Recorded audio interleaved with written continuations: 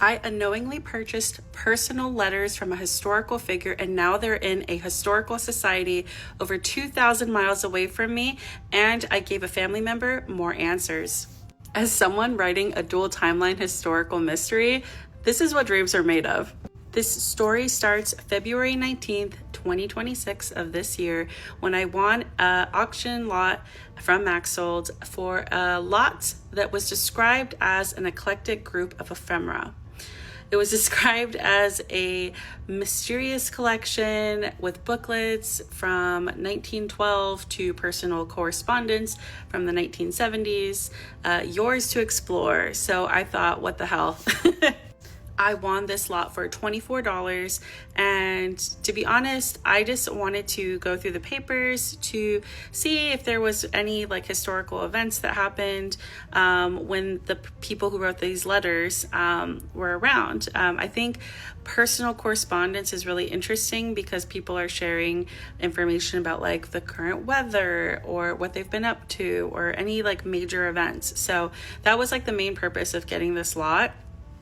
And I think I was like bidding against someone else for a hot minute, so I'm glad that I ended up winning this auction. Anyways, over the weekend, I started reading the letters and my mind was pretty blown because this was just really interesting as far as how old some of these letters were, back from like the 1930s and 40s, and then there was also the newer letters from like the 1970s. And so for me, I'm like, how is this connected? The older letters seem to be written to a cousin, so there was correspondence with a cousin, and then the newer letters, I wasn't quite sure who it was to. It just seemed like it kind of changed the addressee on the envelopes. And so there was a lot of talk about a lot of things going on, but again, it just felt kind of disjointed. So I came to find out that the older letters were written by a William Byron Tom, and he had published the Red Cliff Comet newspaper in Red Cliff, Colorado. He also ended up working in New York, and so he contributed to the New York Sun and the New York Times.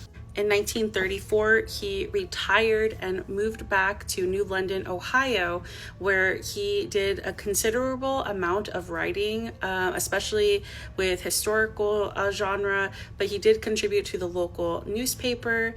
And on December 20th, 1945, that's when he passed away. In an article I found, it says that most of the history that New London, Ohio has was due to the work of Mr. Tom. And so there is a memorial plaque to Mr. W.B. Tom, and it can be found on the sidewalk on the south side of the New London Public Library. So anyone that has a plaque, I'm assuming they are an important person. So I went ahead and reached out to the president of the New London Historical Society as well as the public library, just to see if they had any interest in these letters. The head of the Historical Society is Thomas S. Neal. He wrote in the 90s a book called The Columns of William Byron Tom, which is a history of the articles on New London, Huron County, and Ruggles, as well as Ashland County and the Big Four Railroad. So I believe you can still purchase it from him, but it has a bunch of history on that hometown. So this was in March, the following month, and basically I received an email back from Tom, and he said that he would be really interested in these letters and if I would be able to send them to him. And it took a hot minute, but I finally was able to mail out the letters in May of this year. And so he was able to go through them. And I actually just recently received a thank you card from him in the mail. I thought it was lost, but this just got to me. And he actually enclosed $10 to help with the shipping. And he said, thanks so much for the letters of W. Byron Tom and the tintype image, because there's a little tintype photo with it that you can see here. Here's a small donation for part of the postage. Although we have most of his printed articles on New London and Colorado, I was amazed to see his flow of language in his personal letters to Mrs. Godfrey, his cousin. My dad remembers him. My dad is currently 96 years old. Thanks again. Tom Neo, president of the New London Area Historical Society. So I thought that was super cool that I received this letter, but this whole story has another twist. Last month, I received a message on Instagram, and they reached out and they said, "Hi, apologies if you're not the right person. Did you send some historical William Byron Tom family materials to the New London Historical Society? W.B. Tom was my first cousin 4 times removed, and they were a wonderful surprise to discover. I know that some Tom descendants made their way to California, but I hadn't made that link yet in my genealogy research."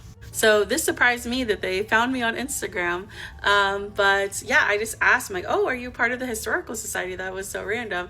And she said that she was. She just joined, and she's always looking for information on her family history.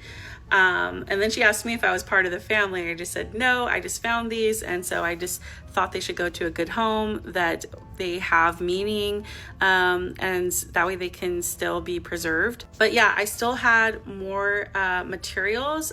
There was just like a big stack. So I was planning on sending like another shipment. And so I said, yeah, I can definitely send what I have your way. And so, yeah. They said that they think they knew who that descendant might have been, so they were really looking forward to seeing more of the materials. She said her family came to Ohio originally from Scotland in 1836, and as a historian, she is trying to make sure that all this information from her family wasn't forgotten. So I went ahead and sent her the materials just last month.